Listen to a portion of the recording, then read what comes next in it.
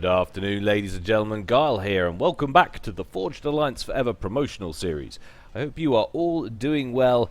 Monday isn't treating you too harshly. If it is, I'm very sorry, but I hope I have something here to cheer you up. It is a game, that is of course why you are all here, and it is an Engie mod 4v4 special edition. There's going to be more and more of these Engie mods played as time goes on, as people gear up for the potential implementation into FAF, if and when that happens. I don't know when that's exactly going to happen, but of course it is planned. But for the moment, as I say, more and more people are playing it. I've actually had a lot of people ask me why I don't cast more Nomads or Black Ops games. There's no real reason other than I don't get sent many, to be honest. I don't go searching for them. Admittedly, I don't know much about Black Ops, and I don't know anything about Nomads, but I could do a little bit of research beforehand and give it a shot if you would like. But yeah, if you've got some good replays, send it on in. Why not? Why not? It is all good. But anyway, today we've got to say Canis 4v4, and if I listen very carefully, I think I can hear the pitter-patter of giant mechanical feet gating onto planet. So let's head on over to the game zone and see how they're going to get on.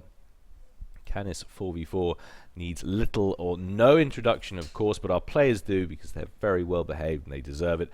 So we'll take a look at their lineups. Up here we'll call this Team 1, down here Team 2. If I bring up my nifty little skill sheet, there we are. Take a look at the starting locations of each individual member. Up here at the top left in Pontiff White we have VIP. He's going Aeon, opening first land. Team member number 2 of Team 1 we have Sui in Volvo Beige. He's going UEF, opening first land. Team member number 3 for Team 1 over here is Route 2342. You've seen quite a bit of this guy. He's going Cybrin, and he's also rocking Cybrin Red as well. Always nice to see. Managed to secure that, and it seems to be what he likes to go in most of. It's his main colour. He's also opening first land. And then down here, last member for team number 1, it's Crazed, and he's in his traditional mellow yellow. He's also going a UEF, opening first land. So that's team 1. Team 2 down here at the bottom, we have Dodo. He's in Hallyborange Orange. He's also going Cybrin, opening first land, second air. Of course, starting to see those secondary factories queued up now, and he's plonked that down next to the Hydro there for that adjacency bonus. Team member number 2 for Team 2 over here in John Major Grey. It's clan tag Silver Eye. No doubt he'd say he's in silver. I guess that's as close as you can get to silver. And he's going Fim, also opening first land, second air. And then over here to the left in Violent Violet we have Steerbjorn. He's on the move. He's going UEF, and he's opened first land and then second land as well, if I can get that in shot there. There we go. It's incredibly difficult to get everything centered on this left hand side, so leave me alone. And also going for a walk we've got UET's Bat. I'm not sure if that's Batman or not, and he's going Cybrin, rocking the baby blue. So that is the teams and how they level up. We've got the first few units coming down on the map here for both Crazed and VIP. One single solitary mech marine here for Crazed. He's going to wait, and that's quite a good sensible idea because we've got a spirit here for VIP that's coming around. It's quite a common tactic here to park this, or a scout here, to give you a good read on what's going on down here. He'll see these two units, but he won't know one of them's an ACU, and his flare's about to have a very bad day. Nice bit of micro there to turn around, but doesn't miss the third shot. But a ping is going down to highlight potential engineers, so in comes Crazed with his mech marine. He's going to pepper that engineer with bullets, who could go up and reclaim him if he was feeling energetic, but instead he decides to die. He's taken one look at the whole war thing and thought that sounds like far too much of a busy evening. I'm just not going to get involved. He's laid down and died. So that mech marine going to wander out of there now in pretty good order, feeling all very smug with himself. Up here at the top right, though, we've got an engineer kill from Silver Eye. It's got a bomber out already, snagging one of those. It was building something. Managed to get this mechs online. It was building something else, but quite managed to finish it. Could have been anything from a PD anti-air or a radar. Another bomb away from Silver Eye, picking up another engineer at the top right of the map. Another bomber inbound, this time on Crazed.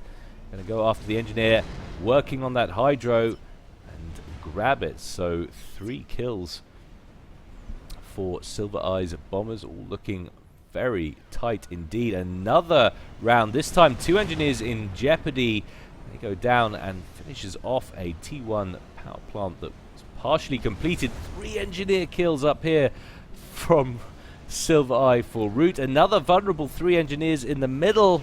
Beautiful targeting. Silver Eye is wrecking this business with his T1 aircraft. I like what I see. 9 kills on that bomber. 9 engineers down. Finally, the bomber gets shot down. And how many on this one? 5. So 14 engineers taken out of play by Silver Ear. Silver Ear? Silver Ear. Silver Ear indeed. That would be strange. I don't know why Silver Eye is any more or less strange. But that's not his name. It is Silver Eye, and we're sticking to it. So still, though, a nice opening from him. Very solid indeed. And this is very typical of Canis in the meta, certainly on 4v4, I mean. The 2 ACUs from the furthest to the edge of the map players, down here for Team 2, furthest to the right, up here for Team 1, furthest to the left. They will generally advance forward, and they usually grab this section of the map here. You can see that this game's no different. They've done exactly that. So it's all very usual to see this kind of bisection down the map. This is usually where no man's land is situated. If it's a 50-50 split, as it would seem to be, or be heading that way at least. We're already getting an upgrade here. Just happened to hover over it. UET's Bat's going straight for an HQ. It's quite curious that he does it that far forward. It's generally considered better to have your T2 factories further forward in regular FA, because you want your T2 units to get into the battle as quickly as possible. But since the HQ is a priority target in Engie mod, of course you can just spam up more factories a lot more quicker. I always thought it would make more sense to have it in a more secure location and then upgrade T2 factories or T3 factories further up, but each their own, and really, what do I know? Very little, apparently. But Bat on the move. He's grabbing that mechs. Has managed to establish a little bit of forward momentum for Team 2. He's even grabbed an auto gun, plonking 2 of them down, in fact, and a shield gen with a Cerberus turret not far behind. So he's got the T2 engineering suite on that commander. No wonder everything's getting built so quickly. That's quite impressive movement there in the early game. I like what he's doing. Of course, not to forget that Silver Eye's hampering for Team 1 could have set them back considerably. 14 engineers down at the key opening stage. It's never something nice to endure at all. Now that Cerberus turret has gone down, that's going to give him excellent coverage around this section of the map, help him lock down everything north of the river there. A little bit of an engagement over on the right-hand side as well between Dodo and Root. Dodo's got far fewer Mantis in numeracy here. He's holding on to the top of this ridge. Of course, he's now got a auto gun in place, a T1 PD, which he can retreat to. He's building them in strategic locations, actually. He's also shut off this little plateau up here. I'd love to see him put one down on the edge. Those are generally the 3 places he's going to worry about, 3 passing locations. Everything else is Bat's responsibility now that he's entrenching himself down here at the front. Another static defense turret down, this time a Burstmaster, T2 anti-air. Flak going down. He's also starting to get a few factories online as well. Perhaps we could see the start of some higher order spam going on, but we've already got a Wagner or 2 out from Bat. It's making light work of some T1 units from Sui. But Sui currently on an upgrade? No, not yet. Working on them as yet, at least not up there at the front. Now he's done what I would suggest is probably a more sensible idea. He's grabbed the HQ in his rear starting location. It seems to be a little bit more sensible, at least on paper. But I suppose there's still some advantage to having access to those T2 units in the field on the front line quicker. Anyway, it's just a trade-off at the end of the day. But Silver Eye very far forward with his ACU. Thinking about coming in and assisting Dodo's Mantis there, but thought better of it. Some T2 units coming on the field for Dodo as well. Wagner in play. So all of these guys running headlong into T2. That makes sense. Styrbjorn on an upgrade over here on the left-hand side. We'll take a look at what that's going to be in just a moment. Sui quite far forward as well on this left-hand side. Definitely not much action happening over on the left, though. All the action seems to be on the right. Dodo now having the advantage on the ground. Going to grab a radar up just over the edge of this ridge. Give him some intel on what's going down. You see an awful lot of mass on the ground in the form of reclaimable wrecks already. Batman just feigning in and out with those Wagners. Nice bit of micro there to avoid some of that return fire. Oh, 63 HP left on that one. Just to pull it out in time. A few units harassing over on the right hand side around Root's front lines. Dodo actually getting some ground here. Now we've got two forward factories in jeopardy. Complement of the Wagners in here really helping Dodo with his progress, but Root's on an upgrade back here. He's just about to finish. That means he's going to have access to his ACU again, and it looks like it's the gun upgrade. In fact, it is the gun upgrade. Rate of fire cannot be mistaken for anything else. And that's going to force Dodo's units back.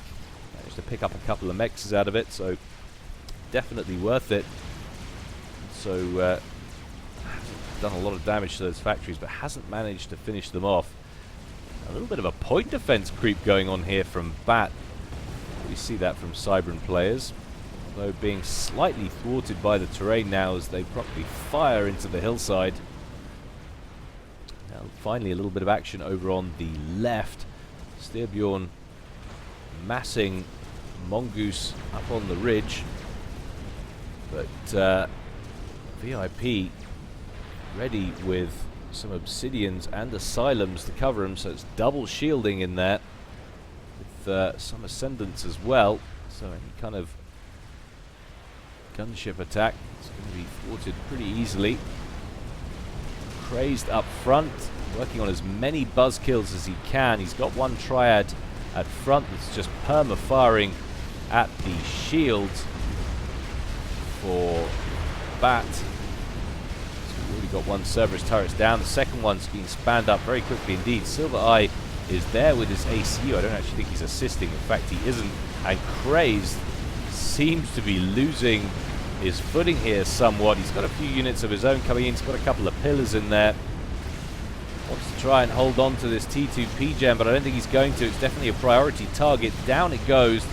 But Crazed is there, and he's actually gone for the TAC missile upgrade on his commander, so he wants to be doing some harassing as things goes on. I'd love to see him go for a Billy, but it's quite a large investment, especially when you're playing front man on Canis. You have to try and be ready for the attack as and when you can. It's what always makes sense for a UEF guy to go at the front. The extra use out of the static defensive nature and natural tankiness. Craze probably heading headlong into Cerberus fire. Viper's exposed here from Bat. He's trying to get as many off the map as he can. Craze down to 7,000 HP though on his commander already, backing up very nearly into the red.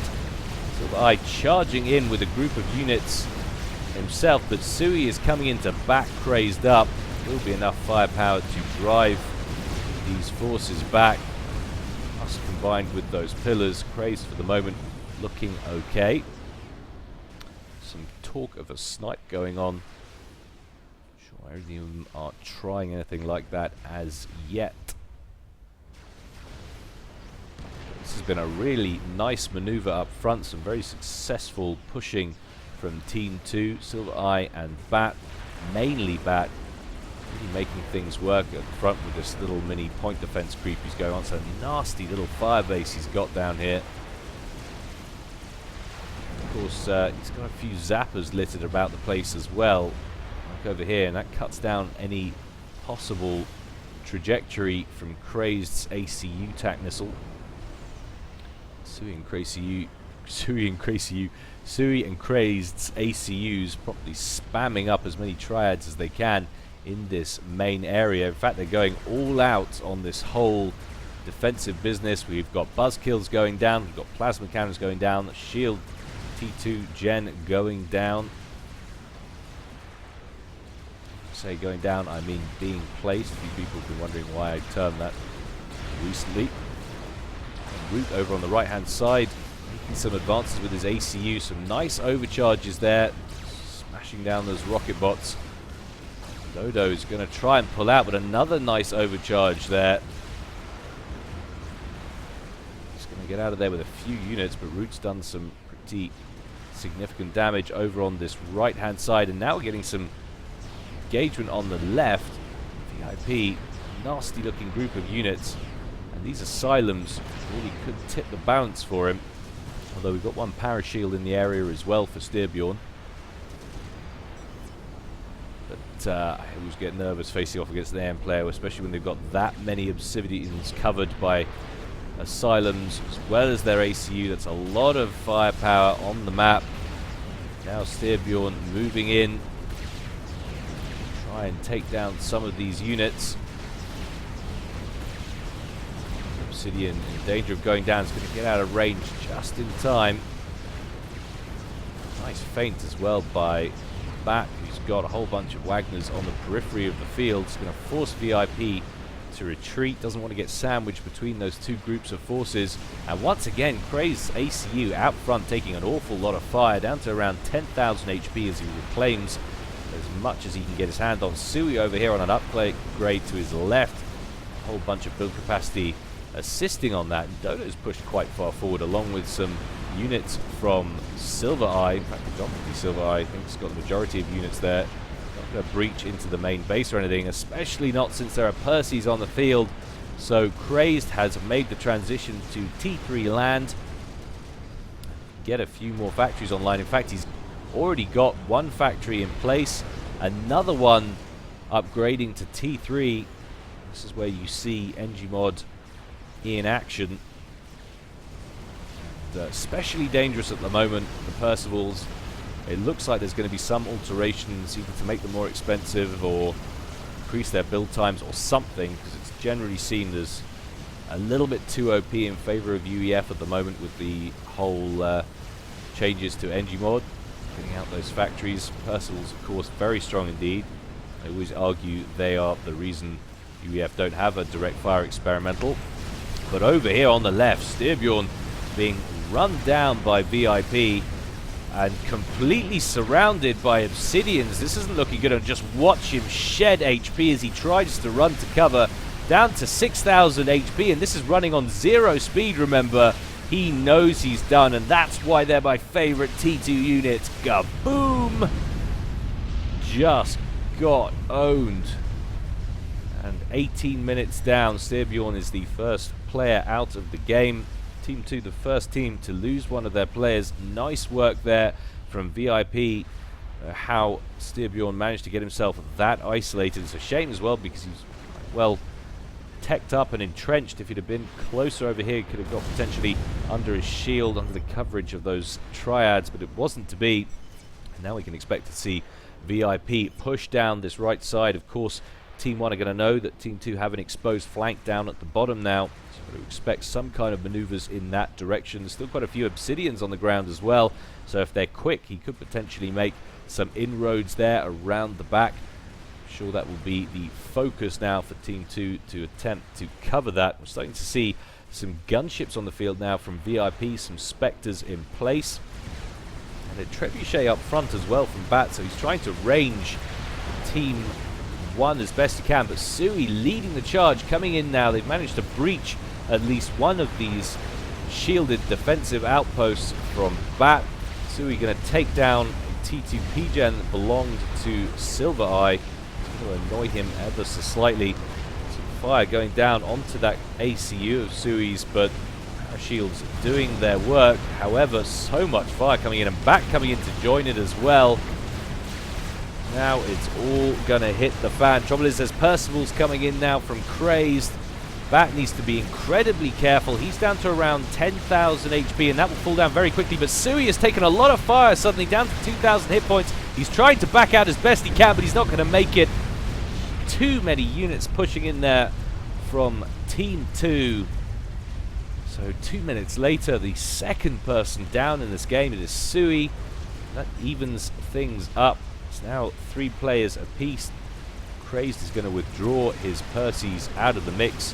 There are a few Ravagers on the field, but they were in place for Sui, so they're going to go down. It's going to potentially open up some problems for Team 1, unless Root can come to the rescue. He's got some bricks and some Mantis in the area. Give me enough to drop that shield. One Cerberus turret down, another one soon to follow. A few more bricks coming in for Bat to try and counteract this flow of units. There's enough units on the ground here for Team 2.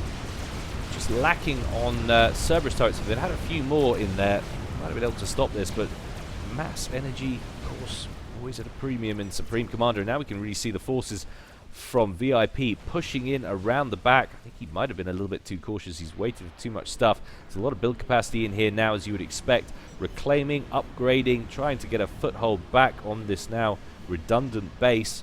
And also a few bricks from Dodo streaming in. You can consolidate 3 or 4 bricks down here. That'll easily be enough to defend that, I think. Such a strange little standoff happening here now between Team 1 and Team 2. Trebuchets still going to work on the forces, or on the static units, I should say, of Crazed up here. A couple of very vulnerable T2 power plants. They could do with prioritizing those. And, Trebuchet down. What was that took that down? Was that a spearhead? Might well have been. Percival's crossing the river now and are now emerging on the south bank. The question is, how heavily turtled is this little base? Not that heavy. We've got 3 or so Cerberus turrets on the ground, and this is a pretty key target here for Team 1. It's Bats T3 at headquarters. If Craze could emerge these onto ground, he could probably take that out without any real difficulty. Potentially be his plan, unless he plans to cut through. Can't really see yet. That's where the locations that the orders are set to. Now we've got some movement from Bat down here, some bricks advancing forward towards pretty entrenched passageway there from VIP, and those units down the bottom were indeed forced back by Dodo. Nice play there. VIP forced into this far left corner. And as he continues to move with these bricks, Bat is microing occasionally, forcing those Oblivion turrets to miss occasionally. That shield's going to drop any minute now. Down it goes. Just need to get a couple of those Oblivion turrets out the way, and then this is all potentially in jeopardy, but he might decide to head south. Although there's a lot of Spectres in the area now for VIP, working on these bricks from Dodo. Build capacity down here, working on some T1 anti-air turrets as best they can. He doesn't want to drag the Spectres over that way before they are ready, though. So he's moving the bricks northward, going after some of this build capacity from VIP that's heading away. But look at that! Those Percivals have crossed over the river, and oh my goodness, down goes that HQ for Bat. Does he even have any other T3 factories is the question, or was that the only one? He does have one up here now. I'm quite intrigued to look. Now look at that. That's a T3 factory that cannot produce T2 or T3 units, because that T2 and then it was subsequently upgraded to the T3 HQ has gone down.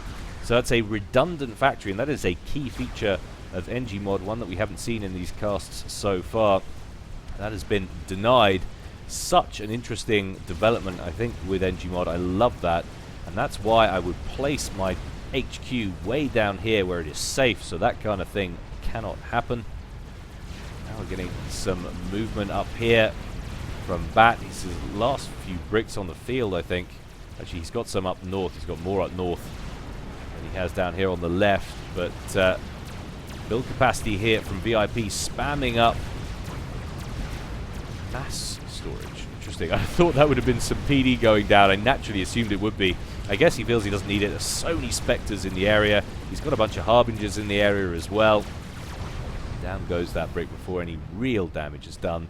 So this little area still looking pretty good for Team 1. But uh-oh, some bricks coming in the back door. We've actually got a bug under construction here for Root, who needs to be really careful, though. That's an awful lot of bricks. He's on the money, of course. He can overcharge them pretty well. And we've got some artillery fire landing on top of them, and now some Spectres coming in from VIP. But Root is shedding HP awfully quickly. Oh, no. What a miscalculation. Oh, he's going to feel silly about that. I guess he assumed he was ready to overcharge. Forgot to build hydro. Does he mean energy storage? Must have meant energy storage. But very painful indeed. No, he's got tons of energy, or he had tons of energy. So it would seem. 15,000. Should have been able to overcharge. But down they go. So it is now 3 versus 2 in favor of Team 2. Having lost the first team members, they then take down 2 opposing teammates in the space of 5 minutes. At least 5 minutes game time. A couple more bricks advancing on Cray's position. He was grabbing that energy storage. Not going to, though. Cray's shadowing them that closely with his ACU. Some pings going down all over the place, and Silver Eye's getting pretty bold here. He's moving in quite a horde of low order spam, but now we're starting to see some restorers on the field for VIP. There's nothing really in that spam, no mobile T2 flak that I can see.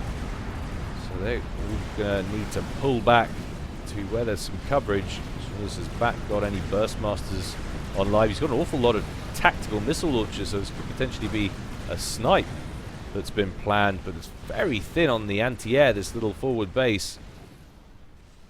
And this is a relatively new development. Do you like what VIP has done here? Going for Restorers, switching that up immediately. A look at what these guys are building around the place. Still doesn't look like Bat has replaced that headquarters. He hasn't. Still doesn't have access to T2 and T3 units. Such a nice little addition to that Engie bod. And build capacity here from Bat, just spamming up T1 anti-air as quickly as possible to try and discourage these Restorers from heading any further into Team 2's base. It's a bit of a double-pronged attack. VIP's also attacking on the ground here, and this whole left side is still wide open. VIP's been running a very nice air game indeed, but Silver Eye coming in with a horde of ASFs. I don't think it's going to be enough, though. Restorer is still pretty comfortable in the air, of course, incredibly tanky. And this presents kind of a problem. This is going to be a very strong late game combination from Team 1. We're going to see Restorer spam out from VIP. We're going to see Percy spam out from Crazed.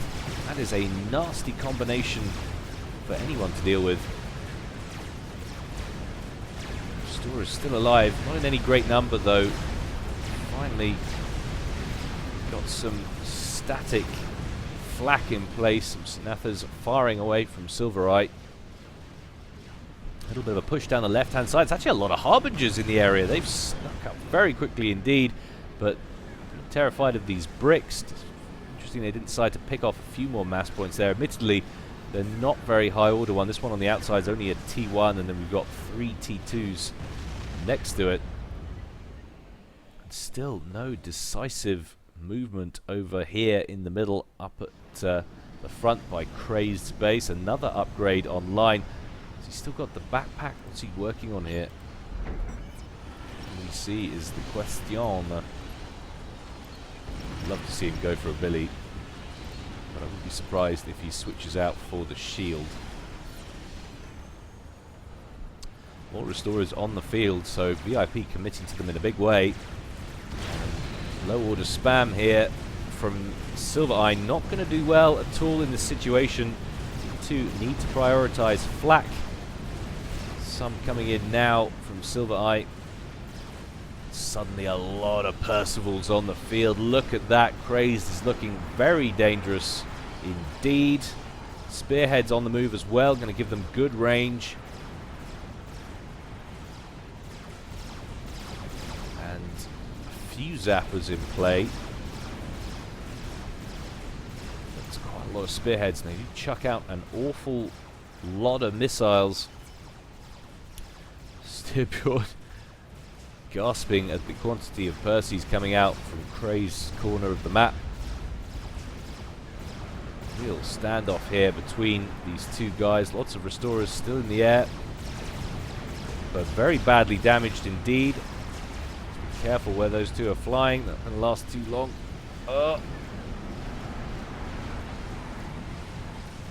That's such a nasty combination, and now a nice little attack from VIP,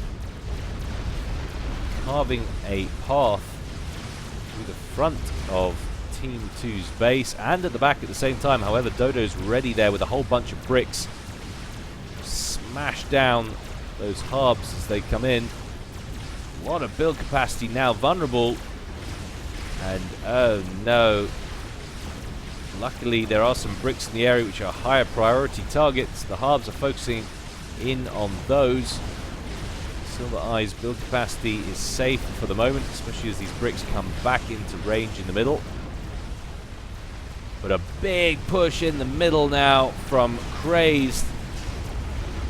And Bat and Silver Eye have had to abandon this middle base because it is over. Look how many Percys there are. A whole bunch of bricks turning up from the right-hand side, though. They're going to move in, try and put down some fire. Pick out as many of those as they can. Those attack missile launchers empty. Must have been turned off. A couple of them have a missile or two in.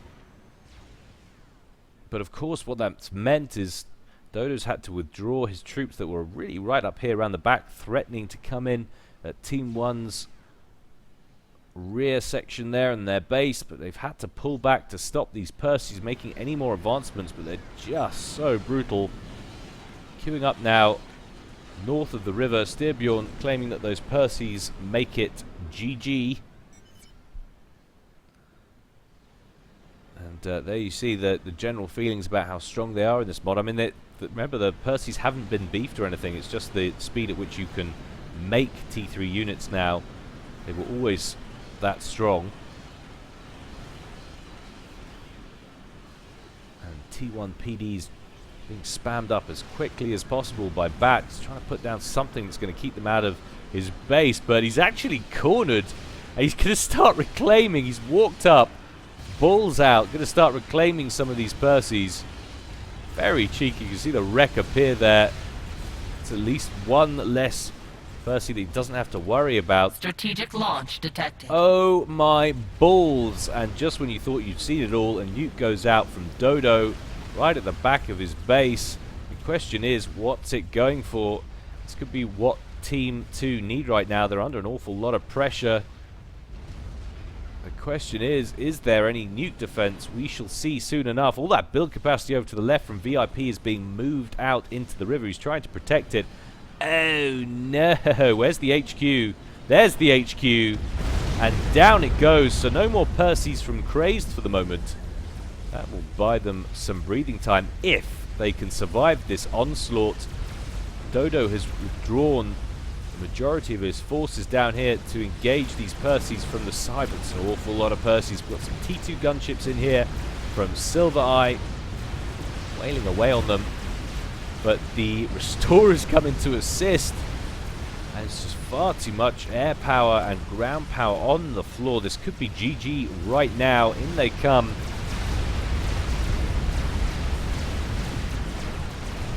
Clangor of fire over the top. I think potentially Team 2 might have rectified their flak situation as those Restorers start to fall out of the air, and down they go. A little bit of a breakthrough of a couple of units down here from VIP, a couple of Harbingers that are still alive. They're not going to last very long, but the Percivals up front are just wailing away. They're so tanky. There's a few bricks coming in from Dodo to defend, and Dodo's in there with his ACU. He's spammed up a few Cerberus turrets to the right-hand side, and he's trying to catch them up. He's bringing his own units in from behind. So the Percys are flanked on all sides. The question is, can they cause catastrophic damage? They'll be wanting to take out this nuke launcher for certain. They won't know how long before the next one is ready. It's half done already. Looks like that's what they're beelining for. The move command is down here. Oh my goodness me, this is going to be incredibly tight. I think they're going to run out. There's too many Cerberus turrets being spanned up all over the place. We've got Dodo down here,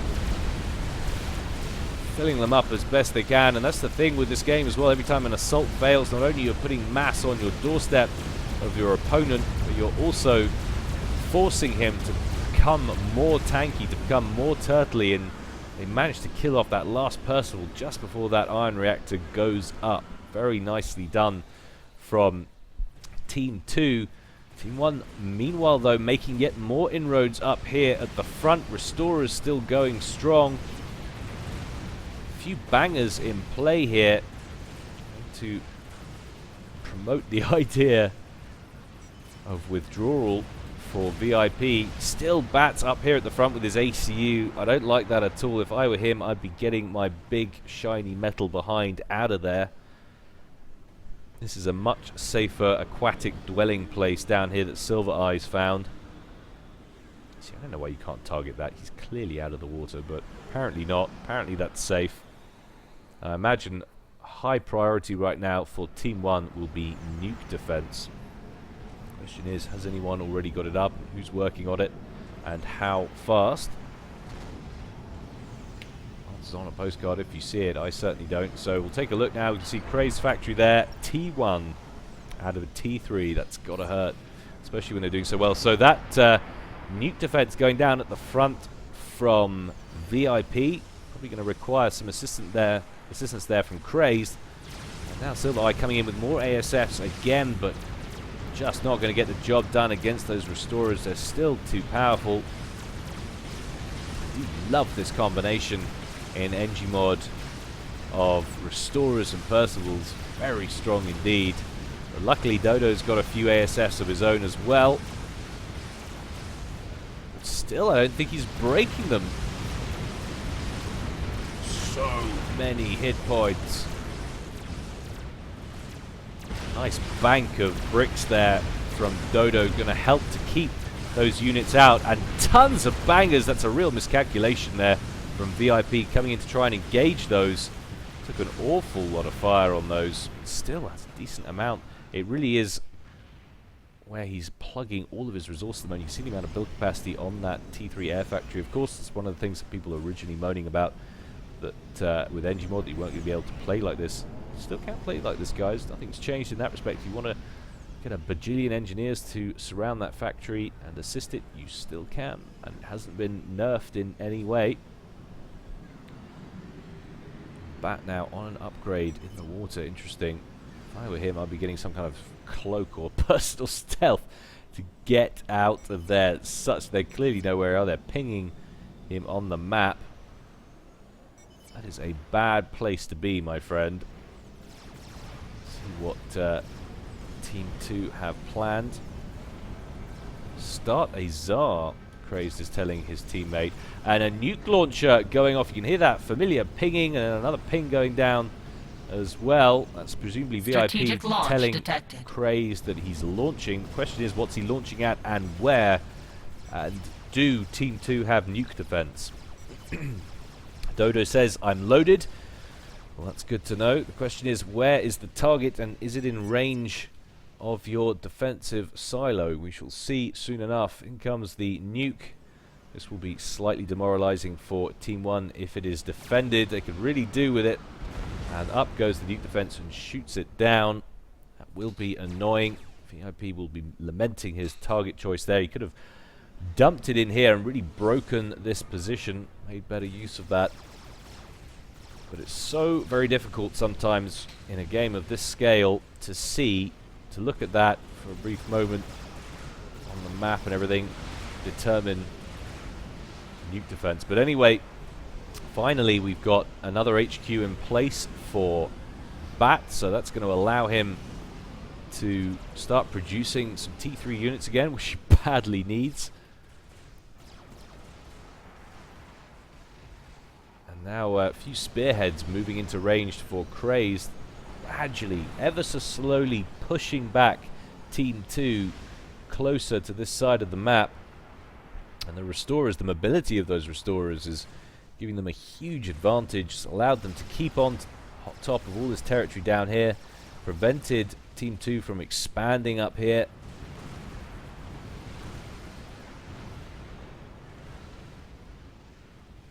Still is that eternal question. Are restorers still OP? And it's a tough one because they are expensive in both time and eco. Things going down on the map. Question is who's from. There's a bunch of gunships heading up from Dodo actually, trying to go on some kind of mass sniping mission. It looks like, but it's not going to work. A bunch of swift winds come to take that out. Another nuke going off for Team 2. Question is that nuke defense finished? No, it's not. And where is that going, that nuke? Is there another nuke defense that I've missed? Seems to be going straight for that air factory, and by goodness, if that goes down, that will really hurt Team 1, but it doesn't. There's a nuke defense sitting right there. No, that's a tactical missile defense. It came from came from that side of the map, I promise. Is that it? No, T2. No, there's far too much on the map to see right now. It definitely came from that side. Too hard to see. GC under construction, 60% done or so. But we do have a crab wandering around. So 40 minutes gone, and we're only just now starting to see experimentals. Very unusual game this indeed. Expect to see one or two by now. People have been pretty shocked though, of course, at how well the Percys do against experimentals, of course, in Engie mod, being that much more of them. So I guess that's why the priority is lower. And generally experimentals are triggered by one team and then the other one responds. And in this case, if one is holding off because of what the other's doing, X amount less likely to see them quickly. But now a little engagement concerning those restorers and some some ASFs from Silver Eye, and a whole bunch coming in now from Dodo as well. They really want to finish this off, but there's so many asylums on the ground and ascendants in the area. More asylums coming in to defend them. Gunships on the ground, in the air for Team 2 to deal with them anyway. But all that air just looks redundant, really. Dodo wants to pull that back. He's getting some advice from Silver Eye to do just that. Still so many engineers on the ground. I do wonder something about Engie mod, whether we'll see that anyway, whether it's actually going to reduce the number of engineers in the game, or whether it will always be a feature, this T1 spam. I think it probably will. Really, that's why I think it should be called factory mod, because it does alter things that are a bit peculiar about factories. So placed, or at least queued up. See what's actually due to grab it.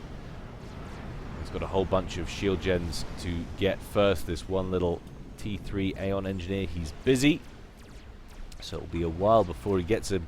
This game has really slowed down now. 42 minutes. There's huge quantities of units on the map. Take a look at how many engineers Silver Eye's actually got. T1 wise. My goodness. So 200 and something engineers. That's quite a lot. Spearheads firing away up here at the front. You can still hear against one Zui who's moved a little bit too far forward. Going after some engineers, and this one, with 10% of his life left.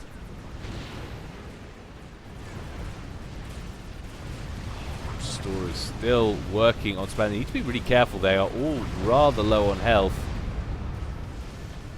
Moving to engage these bricks, which are covered very heavily by an awful lot of bangers. Be very bad for their health indeed. Fat Boys now online. Quantum Gateway going up over on the left-hand side for Crazed. Of course, SCU's also better build power in this. And Monkey Lord sitting in the middle of the lake. Poor choice, as far as I'm concerned. Can't get safe. Far too exposed. Restorers come in and finish it off, and there's really nothing that Team 2 can do about it. Whole bunch of ASFs now coming to try and engage from Dodo, but he thinks better of it as that promptly goes down. Bat's been spamming up some SAM launchers. Probably should have been doing that a little bit earlier if he wanted to cover that Monkey Lord. But over here on the right-hand side, Silver Eye working on experimental bomber. Could be interesting if Team 2 managed to retain air control. I say air control, of course, they've been having trouble with these restorers, but they certainly have had all of the joy in terms of ASF numbers. But now look at this, slowing this right down.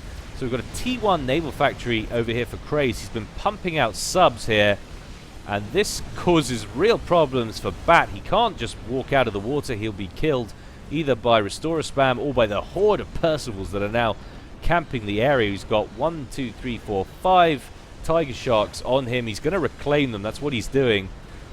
And now it looks like some ground fire potentially, or is he that far out of the water that the Percivals can shoot at him? I think that was ground fire from a rear Percival as it moved forward. One more Tiger Shark left. We've got a GC moving in as well from VIP, and a large air engagement over here. Finally, could we see these restorers diminished in number to a point where Team 2 actually gains full control in the air. Clearly wishing that that's the case. Lots of ASFs, sorry, no, not ASFs, a bunch of ASFs and Swiftwinds. In fact, all Swiftwinds, excuse me, so T2 only. Batman still trapped in the water. He's still going to go on reclaiming units as best he can, but the experimental bomber is out and heading over towards Team 1's base. What kind of damage can it do? 3 fatties online for Crazed. Bombs away, huge amount of build capacity down, 2 T2 power generators down, third really badly wounded. Strategic missile defense still with 300 hit points. Now what's the flak like? It's pretty good here for Team 1. That bomber down to just about at 25% of its original amount. He doesn't want to take another turn over there. I can see what he means to go for. He wants to kill that build capacity and stop those restorers coming out, but that was a mistake. He wanted another pass at that. He needed to get out from a different arc to come back in.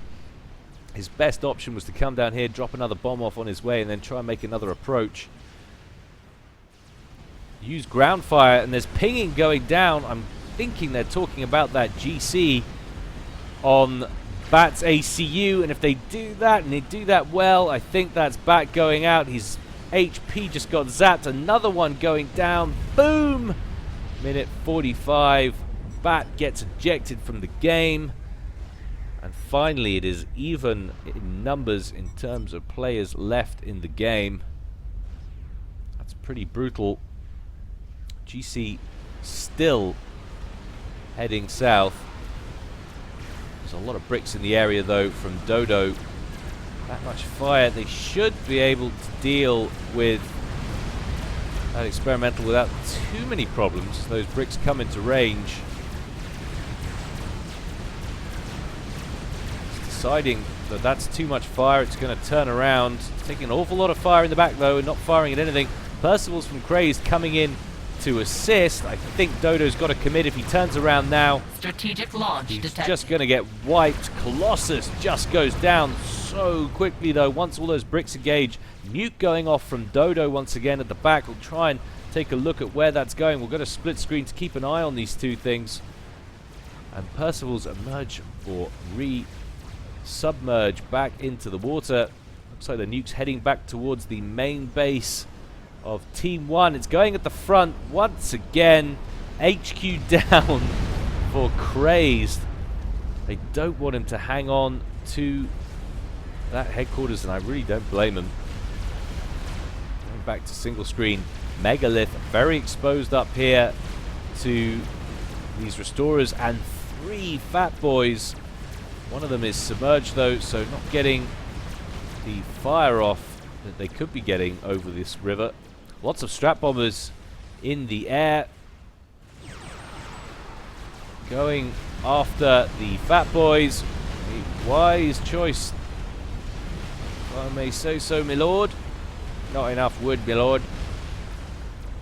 And that fatty survives on 1500 HP.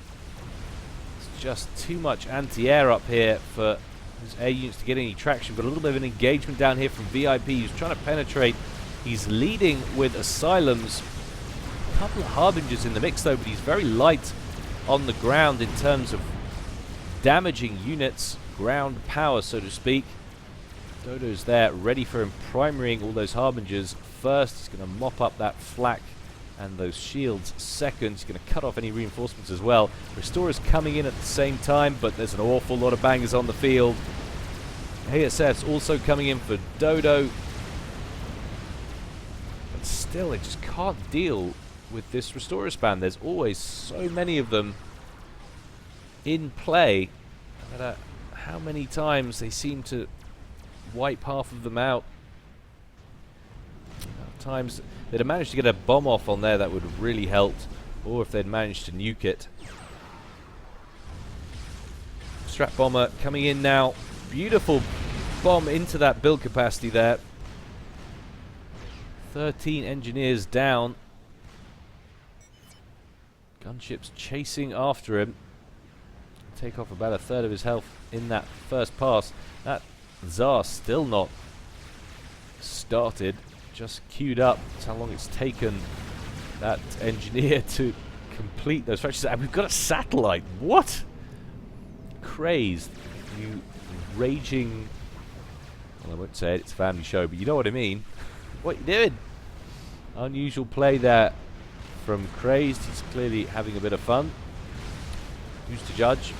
Perhaps he'll make them work for him. Killed a couple of them. Can't be shot down, of course. Destroy the original building. But now we've got a megalith coming in over the ridge, primarying those harbingers. Got a few bricks in support as well. They're all going to go down. And finally, this little base here from VIP looking like it could be done for. It's a lot of restorers still in that mix, of course. I've been saying that all game because there's always been a lot of restorers. And this is an HQ building as well. They're going to really want to take that out and fast in case the restorers manage to kill off this attack. Lots of strat bombers going off over the top. Finally taking out that T3 factory and an awful lot of that build capacity. Tag Silver just had enough. Craze just dominating the middle with those fat boys. That's so much fire coming off over the top. So many Percivals. Bricks don't stand a chance. Ranged all day. But that HQ is down. That Megalith, I think, is going to be soon to join it. Still, so many restorers in the air. Strategic launch detected. It's been such a close game all day. I'd love to see that nuke go right in the middle here. Hit all three fat boys. You can see the ping going down. That is where it's intended. And if that's where it lands, if those units don't make any further gains, that's going to be brutal.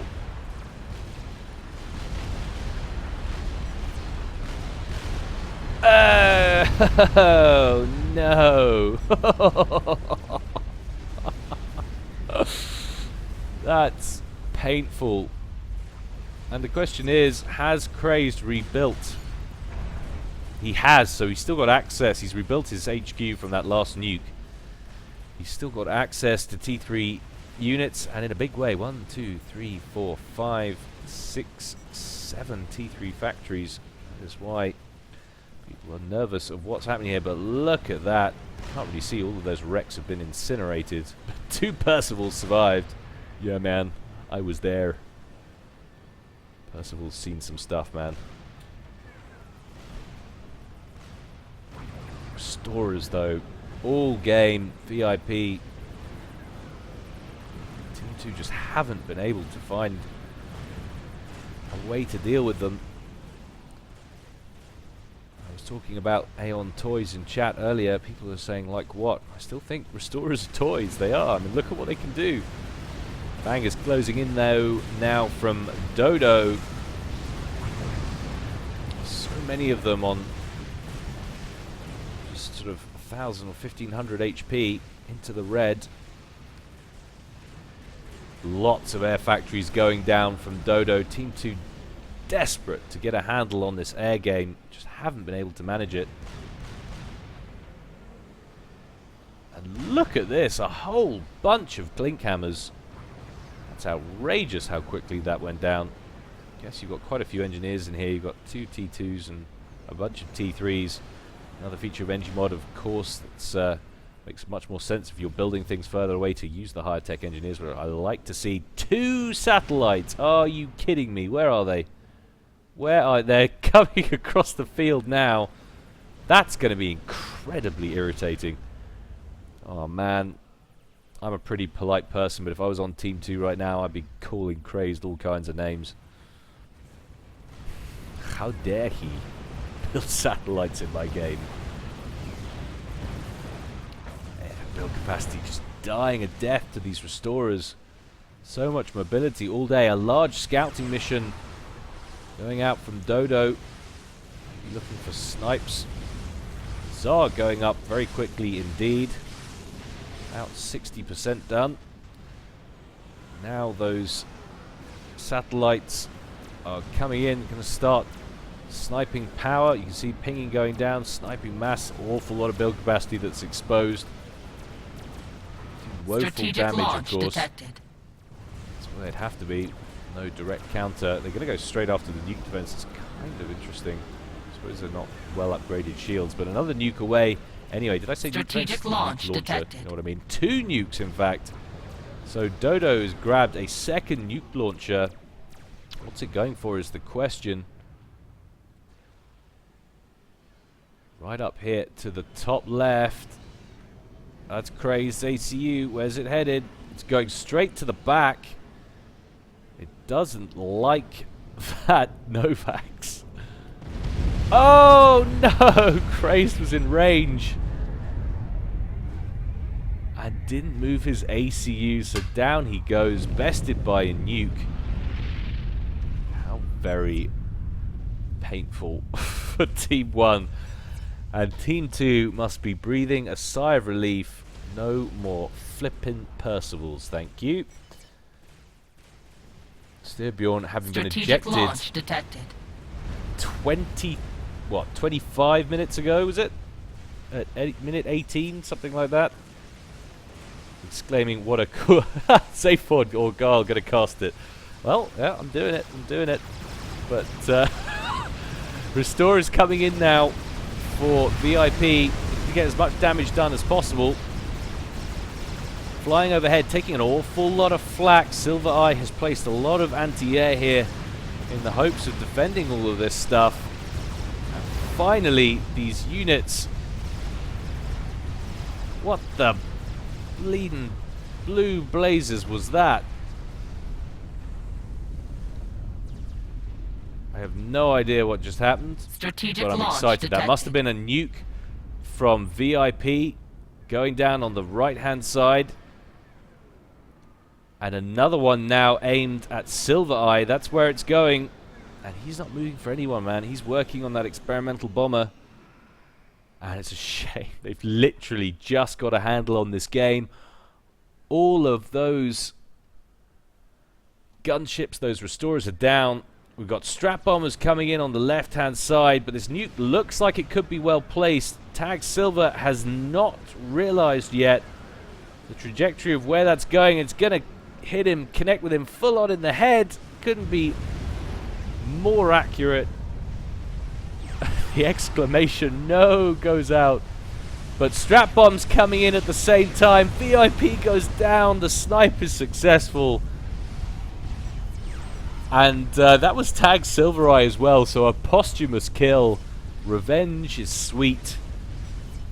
Dodo survives. Oh my goodness. What a game. That was unreal. Absolutely unreal. Wow. Just wow. Haven't seen a game like that in a long time. Especially not on a Canis 4v4.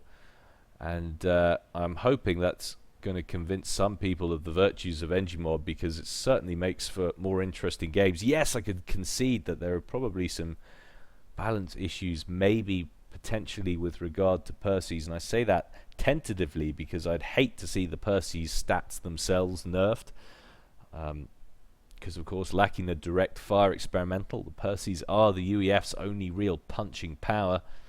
They need that. But wow, what a game. Well played everyone on that one. Thank you for playing that game, and thank you for uploading it onto that little replays for casting section on the forums. Wow. Anyway, guys, as always, hope you enjoyed it, and in the meantime, stay well and stay safe. This is Guile, signing out.